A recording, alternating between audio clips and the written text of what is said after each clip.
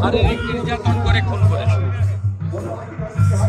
কারণ স্বাস্থ্য দপ্তর চালাচ্ছে ডাক্তার এসপি দাস, অলিখিতভাবে স্বাস্থ্য দপ্তর চালাচ্ছেন ডক্টর এসপি দাস। মুখ্যমন্ত্রী স্বাস্থ্য দপ্তর চালান না। ডক্টর মধুমিতা দেবনাথের মৃত্যু খুন, পোস্টমর্টম রিপোর্ট কি বলবে জানার দরকার নেই। As a responsible opposition leader আমি পরিষ্কার বলছি, এটা শারীরিক নির্যাতন করে খুন করা হয়েছে। কলকাতার বুকে নামি মেডিকেল কলেজে এইভাবে শিক্ষার্থী পড়ুয়া ডাক্তারকে শারীরিক অত্যাচার করে খুন করা, এটা তৃণমূল কংগ্রেসের শাসনকালে আইন শৃঙ্খলা তো শেষ হয়ে গেছিল, এটা লাস্ট।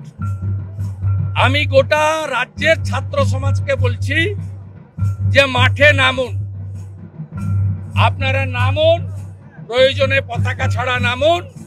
রাজ্যের অপোজিশন, প্রিন্সিপাল অপোজিশন হিসেবে, তার লিডার হিসেবে আমি বলছি যে পুরো রাজ্যের মানুষ আপনাদের সাথে আছে এবং ইমিডিয়েটলি স্টেট গভর্নমেন্টের উচিত সিবিআই কে কেস হ্যান্ড ওভার করে দেওয়া।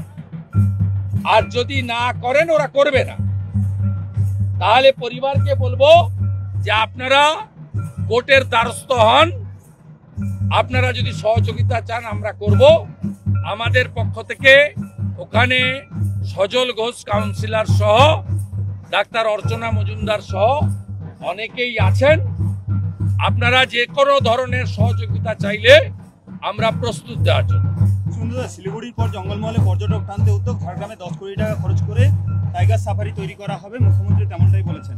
এবং খড়গপুর ঝাড়গ্রাম ইন্ডাস্ট্রিয়াল করিডোরও তৈরি করার প্রথম কথা হচ্ছে 10 কোটি টাকাতে কিছু হয় না। ওনার কোনো আইডিয়া নেই, বাস্তব জ্ঞান নেই। আর শিলিগুড়িতে যেটা করেছেন ওনার ব্যক্তিগত আমোদ প্রমোদের জন্য, তার সঙ্গে সাধারণ মানুষের কোনো সম্পর্ক নেই।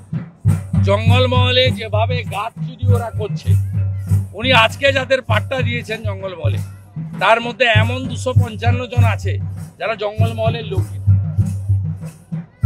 আমি তালিকা আপনাদের দিয়ে দিব ঠিক সময়। উনি জঙ্গলমহলকে ধ্বংস করতে এসছেন। বান্দোয়ানে ট্রেসার গুলো থেকে মাসে 50 লক্ষ টাকা তুলে এসপির মাধ্যমে ভাইপোর কাছে যায়।